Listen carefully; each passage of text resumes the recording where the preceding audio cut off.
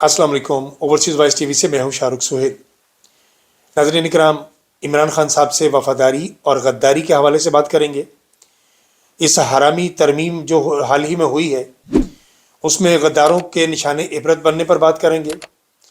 Faisal Voda की नई धमकी पर बात करेंगे और इमरान खान साहब के हवाले से हर आए दिन कोई ना कोई मोहरा लॉन्च किया जाता है। अमेरिका से एक नया मोहरा लॉन्च हुआ है, उसके हवाले से बात करेंगे। इससे पहले कि मैं तफसील में जाऊँ, आपसे दरख्वास्त है कि चैनल को सब्सक्राइब कर लीजिए, अपने दोस्तों के साथ शेयर कर दीजिए, मैं आपका शुक्रगुजार हूँगा।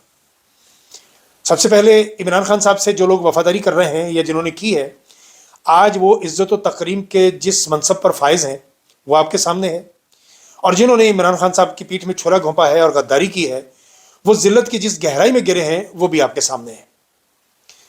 मुबारक ज़ेब के घर से आगाज़ हो चुका, निशाने इबरत बनाने की तरफ आगाज़ है।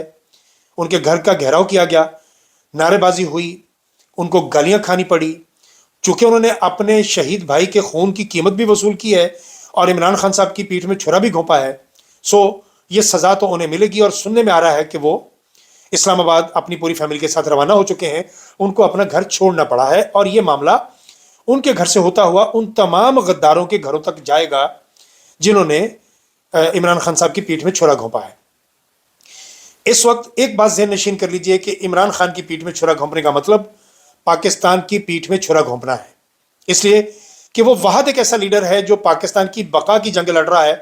उसके लफ्ज़ जिहाद से काफ़ी सारे लोगों को तकलीफ है, मैं आगे जाके बात करता हूँ। और दूसरी तरफ वो माफिया है जो कल तक एक दूसरे को काटता था, न सिर्फ काटता था बल्कि भौंकता भी था। आज वो अपनी हड्डी के लिए सारे के सारे इकट्ठे हो चुके हैं और ये माफिया इमरान खान की मुखालफत में दिन रात एक किए हुए हैं। इज्जत और गैरत नाम की इनके दरमियान कोई चीज़ नहीं। इस माफिया के दरमियान वो बिलावल जरदारी जिसकी माँ को पीली टैक्सी कहा गया, जिसकी माँ की गंदी तस्वीरें, नंगी तस्वीरें फिकवाई गई, आज वो गले मिल मिल के उन तमाम अफराद के साथ मुबारकबादें दे रहा था। वो क्रेडिट ले रहा है इस बात के लिए कि ये हरामी तरमीम जो हुई है इसका सुरखेल मैं हूं। यानी इज्जत, गैरत, वकार, तौकीर से इन लोगों का कोई ताल्लुक नहीं है। जिस तरह पेशावर तवाइफ को अपने पैसे से गरज होती है, इसी तरह इन तमाम अफराद को भी सिर्फ अपने पैसे से ताल्लुक है, इनका इज्जत से कोई ताल्लुक नहीं, ना इन्हें ज़रूरत है इस चीज़ की। अमेरिका में रिपब्लिकन पार्टी से वाबस्ता मंडी बहाउद्दीन से ताल्लुक़ रखने वाले जनाब साजिद तारड़ साहब, जो कि डोनाल्ड ट्रंप के दौर में उनके एडवाइज़र भी रहे हैं, उन्हें यूँ लगता है कि जैसे नया नया लॉन्च किया गया है इमरान खान की मुखालफत के लिए। अब वो अमेरिका में बैठ के इमरान मुखालिफ व्लॉग्स कर रहे हैं। बहुत चंद व्लॉग हैं उनके जिनमें वो उनका जिक्र नहीं करते। हर व्लॉग में ख्वाजा आसिफ की तारीफ़ें, नून लीग की तारीफ़ें और इमरान खान की मुखालफत में बात करते दिखाई देते हैं।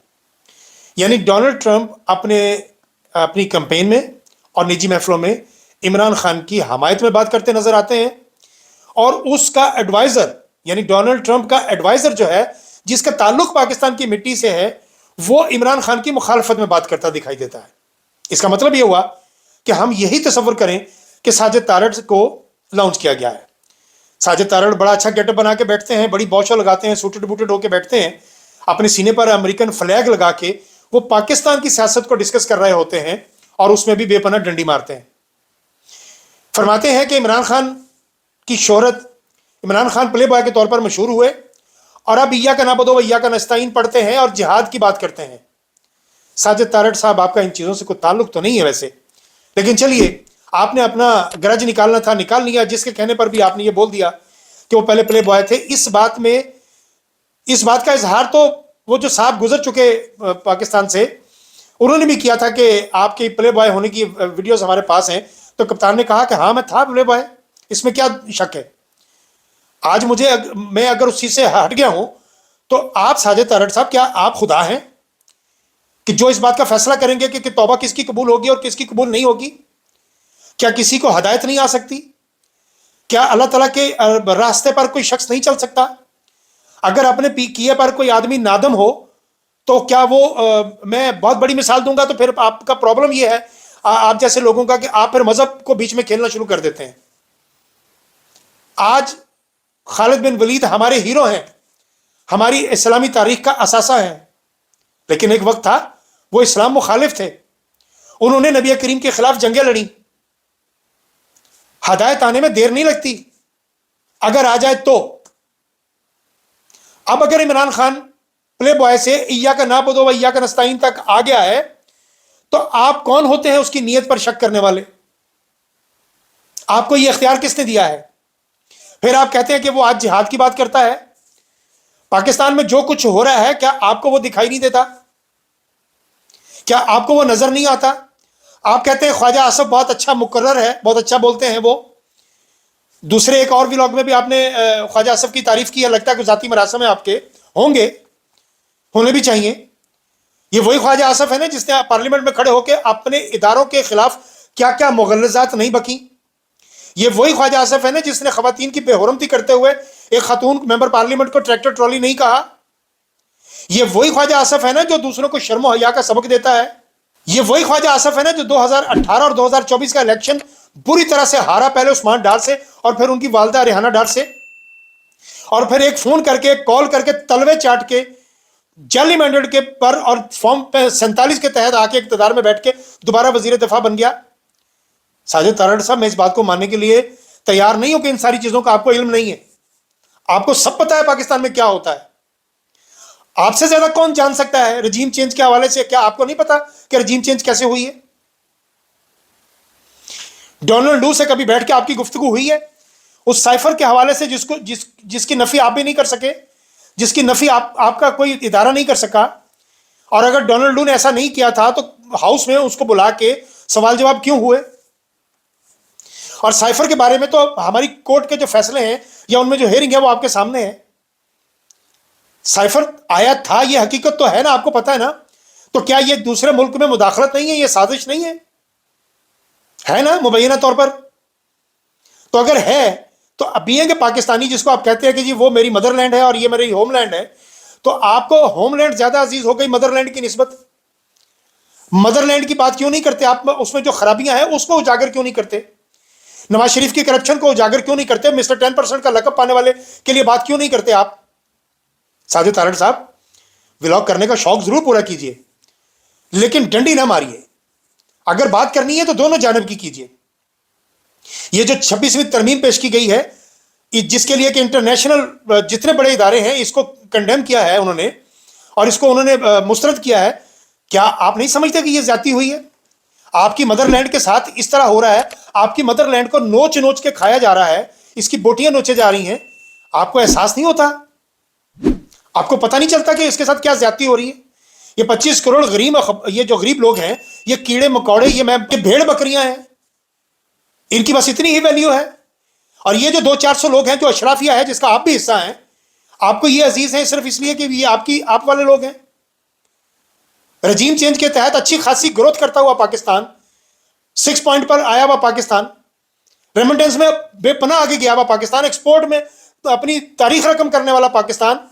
کووڈ کے دنوں میں بہترین کارکردگی دی گئی پاکستان کی جانب سے، جس کو انٹرنیشنل اداروں نے ریکگنائز کیا.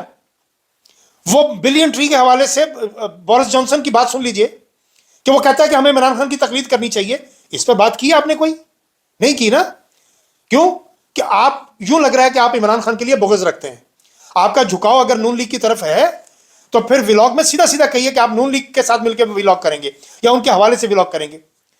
جو غلطیاں آپ مینشن کر رہے ہیں، عمران خان فرشتہ نہیں ہے، ہم یہ نہیں کہتے کہ اس سے غلطیاں نہیں ہوئی. سیاسی اخلاقی غلطیوں میں تو پتہ نہیں میں کہاں کھڑا ہوں یا آپ کہاں کھڑے ہیں، اس کی تو بات ہی نہیں ہے.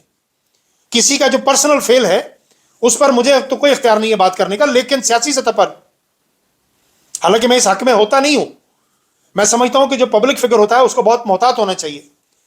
لیکن ایک شخص جب سیاست میں آیا اور اس نے اپنی ہر چیز دان دے دی تو اس کے بعد آپ اس سے اور کیا مانگتے ہیں؟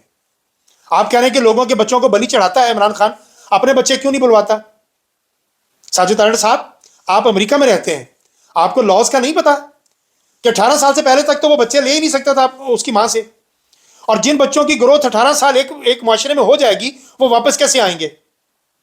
پاکستان کو اگر ضرورت پڑے گی کسی وقت میں تو کیا آپ اپنے بچے پاکستان لے کے آئیں گے؟ بہت آسان ہے دوسروں پہ بات کرنا اور بہت مشکل ہے اپنے پر عمل کرنا. پھر آپ کہہ رہے ہیں کہ عمران خان کو جیل میں چیا سیڈز مل رہے ہیں، اس کو جوسز مل رہے ہیں، اس کو دیسی مرغی مل رہی ہے، اور دیسی مرغی کو آپ نے لے کے، اس کی دیسی مرغی کو لے کے آپ نے مثال دی کہ پاکستان میں لوگ دیسی مرغ اور دیسی حلال گوشت لوگ مانگتے ہیں، پیسے کیا جیب میں حرام کے ہیں؟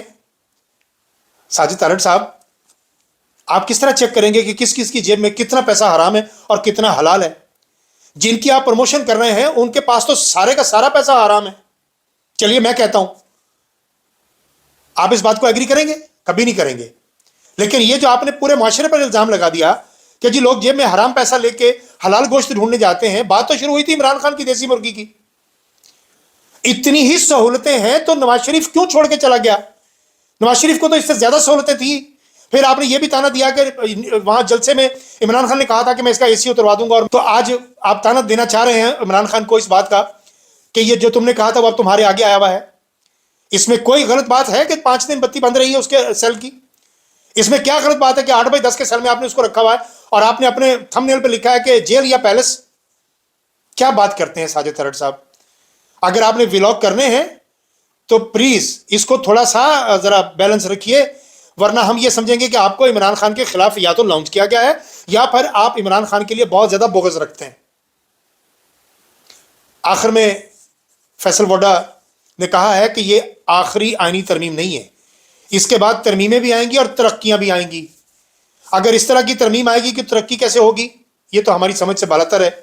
لیکن فیصل وڈا، آپ بہت جلد قاضی فائز عیسیٰ کی طرح، وہ جو گدھ بیٹھا ہوا تھا سپریم کورٹ پہ، اس کی طرح آپ بھی ٹیشو پیپر کا وہ ٹکڑا بنیں گے جو ڈسٹ بن میں نہیں جائے گا، کموڈ میں جائے گا۔ ابھی تک کے لیے اتنا ہی، باقی باتیں اگلے ولاگ۔